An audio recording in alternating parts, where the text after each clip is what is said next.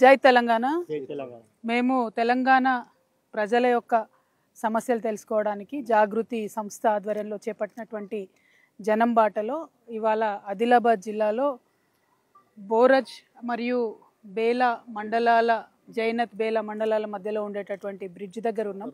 ఇక్కడ స్థానికులు చాలా సార్లు మరి ప్రజలు కొట్లాడితే కానీ ఇప్పుడు మనకు కనబడుతున్నటువంటి ఆ చిన్న బ్రిడ్జ్ వేసిండ్రు. ఆ చిన్న బ్రిడ్జ్ కూడా 4 కోట్లు పెట్టి వేసిండ్రు. ఎవరైనా ఎక్కడైనా మొదలు రోడ్డు కట్టి ఆ తర్వాత బ్రిడ్జ్ కట్టి ఆ తర్వాత మెల్లగా రోడ్లు కట్టి కంప్లీట్ చేస్తారు. కానీ అటు రోడ్ వేసిర్రు ఇటు రోడ్ వేసిర్రు, మధ్యలో చిన్న బ్రిడ్జ్ కట్టిండ్రు. అదేవిధంగా ఇక్కడ పాత బ్రిడ్జ్ మీరు చూస్తున్నారు కనబడుతుంది, దాన్ని కూడా కూలగొట్టిండ్రు. సో 2 వీలర్స్కి వసతి లేదు. ఈ చిన్న బ్రిడ్జ్లో అనేకమైనటువంటి లారీలు పడిపోయినటువంటి పరిస్థితి.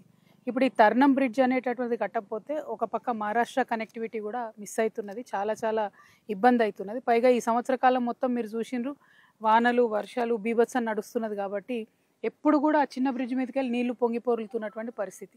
సో వందలాది మంది గ్రామ ప్రజలకు ఇబ్బంది అవుతుంది. వందలాది గ్రామాలు ఇటు అటు 2 మండలాల్లో కూడా ఇబ్బందికరమైన పరిస్థితి ఉంది.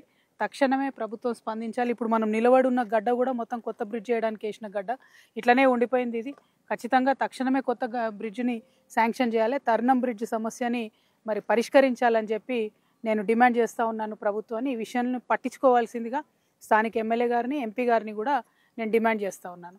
ఇక్కడ ఉండేటటువంటి జాగృతి కార్యకర్తలందరూ కూడా ఫ్యూచర్లో కూడా ఇదివరకు కూడా పోరాటం చేశారు. ఫ్యూచర్లో కూడా తర్నం బ్రిడ్జ్ కన్స్ట్రక్షన్ అయ్యేంత వరకు కూడా పోరాటం చేస్తామని ప్రజలందరికీ కూడా తెలియజేస్తున్నాను. Thank you. జై తెలంగాణ, జై జాగృతి.